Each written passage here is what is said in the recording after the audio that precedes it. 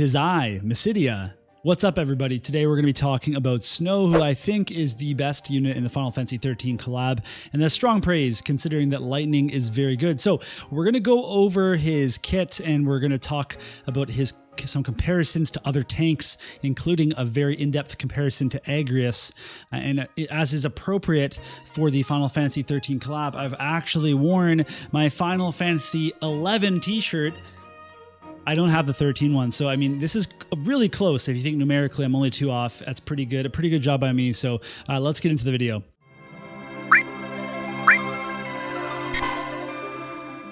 Right, so we're going to start by talking about the pros and cons of Snow, and we'll start, of course, with the pros, the good things that you want to hear. So basically, Snow, what is he? He is a mobile physical tank with 10 innate hate. And that's a lot of innate hate. He gets 5 from a master ability, 5 from a passive.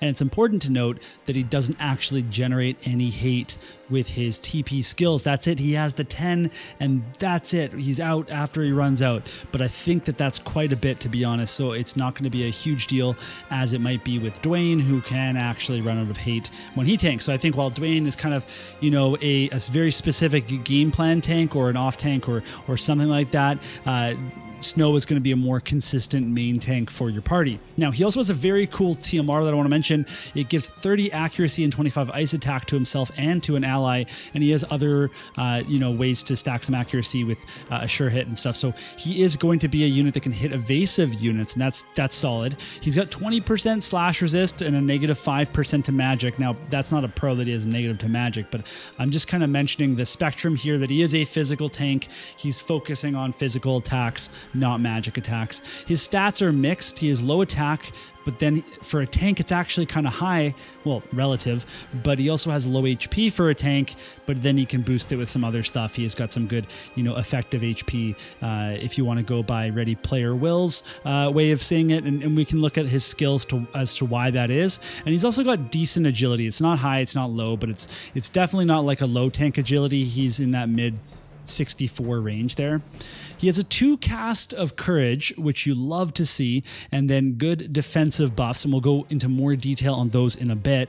And he also has that little Leela recover health thing where if you drop it below 20% HP, you heal back up 50%, which if you've ever had happen to you can be pretty just like soul destroying when you think you're gonna leave her low for someone else to finish her off, and then she's actually way up there, and it's pretty hard to tell, hard to deal with. Now, he also has a dispel. He also has a 67% stun on his LB, and he even has a single target imperil for PvE. So lots of really good stuff on his kit, lots of things to look forward to. And we do have to talk about some cons for Snow, but before I can tell you the cons, you have to unlock them via liking the video. It's a really quick and easy thing to do. Helps me, supports the channel, gets that interaction going up for the YouTube algorithm. And then again, boom, you did it. The cons are unlocked. Thank you very much. So some cons: weak to magic attacks. It's kind of tough because, everybody has a weakness for the most part.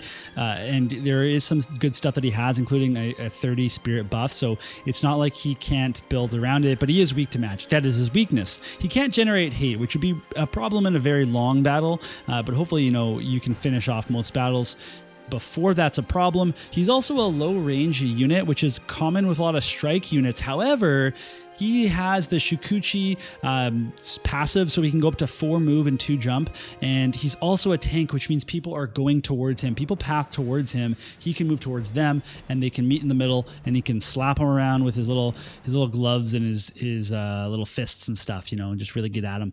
He also has no damage reduction counter, which actually is a big deal. So I don't know how many times you've attacked a Jeume or like a Mont, or actually Jeume has does not have a damage counter, but she has a defense up or something. But you attack a Mont, you attack an Engelbert or something, and you think you're going to kill them. You should kill them based on what damage you've been doing, and all of a sudden they don't die. That's because their Astrologer's Protection or their Paladin's Protection, whatever it is, has activated. They've got a huge damage reduction, and he doesn't have anything. He only has close counters, and they're just not like they're not helpful for him being a tank, which is his main job, is to be a tank, not to be a damage dealer.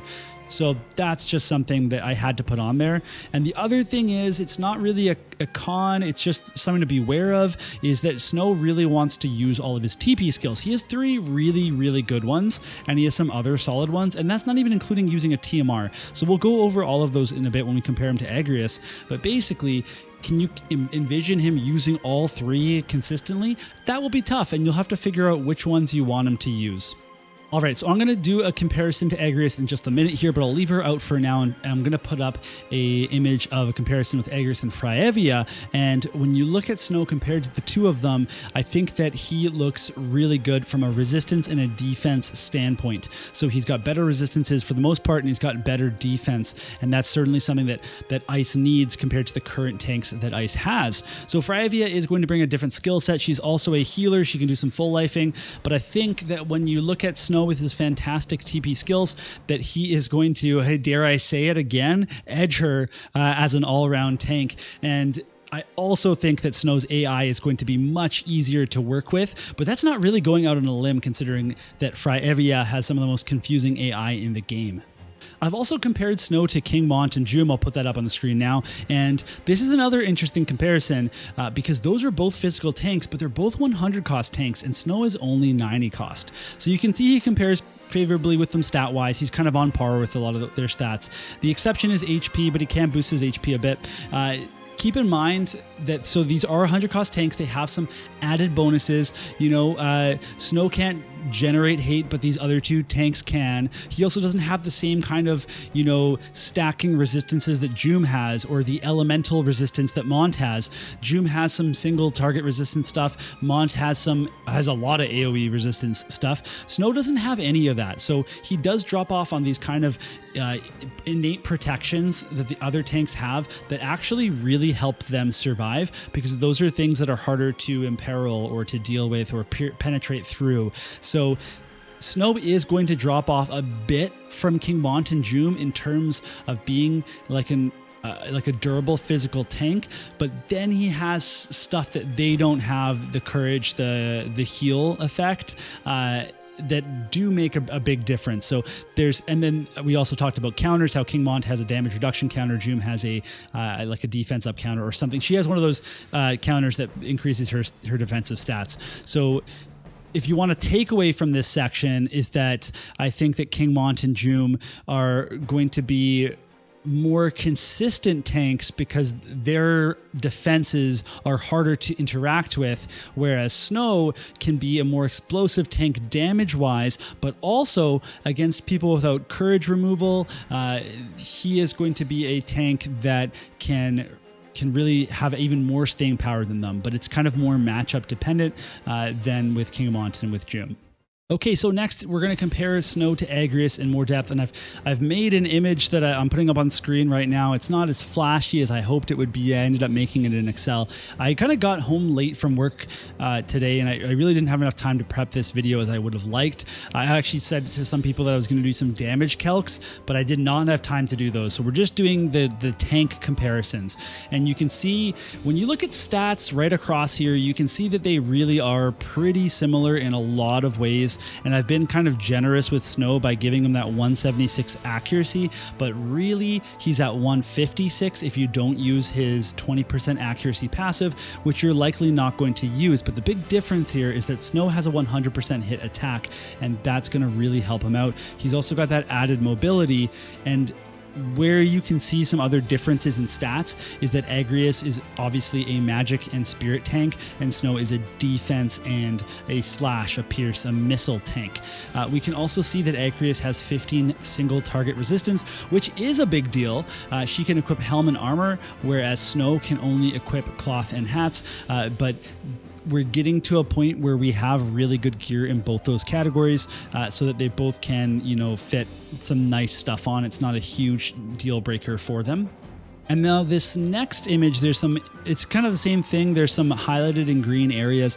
Those are what would happen if I put their preferred passives on. So just to give you an idea, because if you're running these units, you're likely using these passives. Now, one thing this does take into account for Agrias is that her agility is at 75, and that includes the new cleric buff that we'll be getting soon in global. So this cleric buff actually makes the spirit up level 1 passive, grants some agility, and her EX upgrades also give her some more agility on a passive, so she actually becomes even faster as a tank. She can stack some pretty crazy amounts of spirit, not including her TP skills, and that looks pretty good to me. Now, with Snow, he also gets an agility passive. He gets a luck up passive, because I'm using the luck up and the agility up ninja passive, which is not necessarily what you're going to use, but you could use Shikuchi, you could use the accuracy passive, upgrade the pugilist counter and the flurry counter, and I think that actually could be a good option just because the rest of his counters aren't so great, but the flurry counter is a 50% counter chance, so it's actually kind of interesting to me.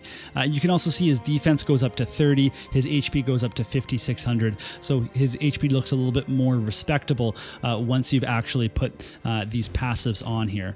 Now down at the bottom, we can take a quick look at resistances, and we can see that Snow is in a better place resistance-wise with Slash, Pierce, and Missile.